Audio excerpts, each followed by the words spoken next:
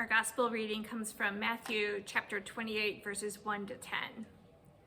After the Sabbath, as the first day of the week was dawning, Mary Magdalene and the other Mary went to see the tomb.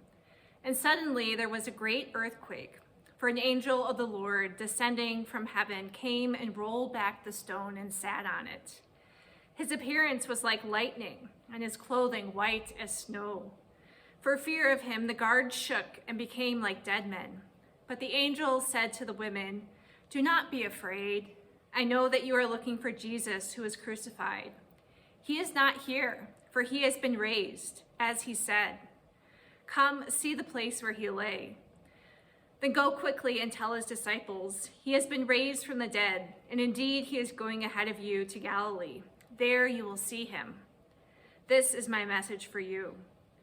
So they left the tomb quickly with fear and great joy, and ran to tell the disciples. Suddenly Jesus met them and said, "Greetings." And they came to him, took hold of his feet, and worshipped him. Then Jesus said to them, "Do not be afraid. Go and tell my brothers to go to Galilee. There they will see me." The women approached the tomb at dawn, while it was still dark. Matthew tells us that the women have come to see the tomb. At that point, there was absolutely no guarantee that everything would be okay. The women arrived in grief, disoriented by the darkness and their fear. Something drew them to the tomb, and were left to imagine what that might have been. Perhaps they were in such great shock and denial that their beloved Messiah had been crucified, and they needed to see for themselves that it wasn't all just a bad nightmare. I also wonder if the women came to the tomb with even the tiniest bit of hope. Hope that what Jesus had taught his followers, that he would rise from the dead, was actually true. While it was still dark, while they were still filled with grief and fear, and without any proof of a reason for hope, the women had some hope that maybe they might see something other than death at the tomb. It was, of course, while it was still dark, that hope was most needed. If they hadn't had hope, the women may have simply stayed home, and then perhaps no one would have known about Jesus' resurrection. When they showed up at the tomb, actual signs of hope began to emerge from the darkness. It was while it was still dark that hope and new life became real. The angel appeared and told them Jesus had been raised from the dead. They saw the place where Jesus had laid, and they saw that he was no longer there. Then the women saw the greatest sign of hope, Jesus himself. To all these signs of hope, the women responded with obedience, fear, and great joy. These women were invited first to come and see, and then to go and tell. And they responded immediately. When the angel told the women to come and see and then go and tell, these might have seemed like commands. However, the women did not respond as if this was a burden to follow. When they did respond with obedience, they were able to experience the amazing things that Jesus was able to do. They were in awe when they encountered Jesus, and the only reason they encountered Jesus was because they responded in obedience to what they were called to do. Fear and great joy aren't necessarily opposites. They often coexist in important and profound life experiences. I think about graduating from school, leaving for big trips, moving away from home, the birth of a child, a marriage, and approaching death. These are moments in life when fear and great joy coexist. And it was in this profound moment for the women at the tomb, as they go and tell the disciples, that they went with fear and great joy. The fear probably came from being startled by the appearance of the angel. And the fear came from encountering something that they were not at all expecting that morning. They also certainly feared for their own safety, unsure what the Roman authorities or religious leaders would do if they caught the women talking about Jesus being alive. The great joy the women felt probably doesn't need much explanation, but they were filled with joy because they now knew that there was life, where they previously thought there was only death. They were filled with joy because they would get to see Jesus. And they had great joy because they knew Jesus was going ahead of them. The cross was not the end of the story, and neither was Jesus' resurrection. Easter is most certainly not the conclusion of the Christian story. The story has continued for 2,000 years and will continue to evolve. Jesus' resurrection is only the beginning. After his resurrection, Jesus' disciples finally have the good news that they're supposed to share with the whole world. And the women who went to the tomb were the ones to write the first chapter in the story after Jesus' resurrection. And we are invited to continue the story by responding in the same way that those women at the tomb responded, with obedience, with fear, and great joy. So what will your chapter in this story be?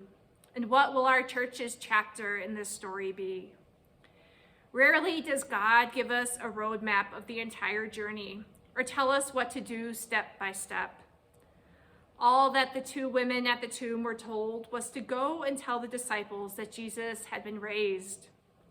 They didn't know what was going to happen after that or what they were supposed to do when they had completed that task.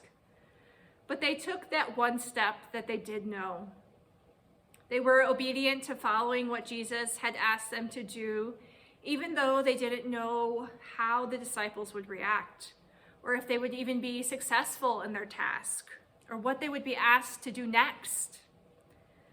Obedience usually seems to be taking the next right step forward. Most of the time, we can only discern a small portion of the way forward, and we have to take a leap without knowing for sure where that leap will lead to, or even if that leap will lead anywhere. We feel especially insecure when we have to do something or go somewhere out of our comfort zone. As we respond and continue to live out the unfolding of the story of resurrection, we will have fear, because as we all know quite well, the world around us is a scary and broken place, and we have to keep living in this world. Fear will also come because to follow Jesus often means we will be called into new and different and difficult circumstances as we share God's love with the world. A new truth will change our life, and the uncertainty of change will bring fear. Following Jesus doesn't mean that we won't have to fear anything anymore, but rather that we can experience joy, even in the midst of fear. Resurrection doesn't end our fear or end the circumstances that cause our fear. The resurrection does create new possibilities for life and for joy that might not otherwise exist without the resurrection. The story that we are continuing to write will bring great joy because we will get to see Jesus. We have, in fact, already seen Jesus and will continue to experience Jesus all around us. We will have great joy because Jesus is going ahead of us, breaking the trail in front of us as we follow closely behind. Jesus has been and will continue to meet us along the way of our individual lives and in the life of this church. Jesus meets us in our humanity, in every human emotion and every human experience. Jesus meets us wherever we are and however we are. Jesus meets us when we are both afraid and when we are filled with great joy. And Jesus meets us in surprising ways. Easter is not just one day. It is a season in the church year that extends for the next 50 days, but it is also a way of life of sorts. Easter is a way of practicing hope that extends into our own lives and in the life of this church. Today we remember and celebrate not just what Jesus has done, but what Jesus is still doing. God is still going on ahead of us, leading us, walking with us, guiding us, present with us. God is still creating new life. And so we have hope. Hope is a refusal to believe that this is the end, that this is all there ever will be. When Jesus was in the grave and his disciples thought it was the end, God had something else in mind and brought about something new. God started to work that first Resurrection Sunday and continues to work, bringing out something new day by day. And so we have hope that continues on. Hope looks like responding with obedience, with fear, and with great joy. Thanks be to God. Amen.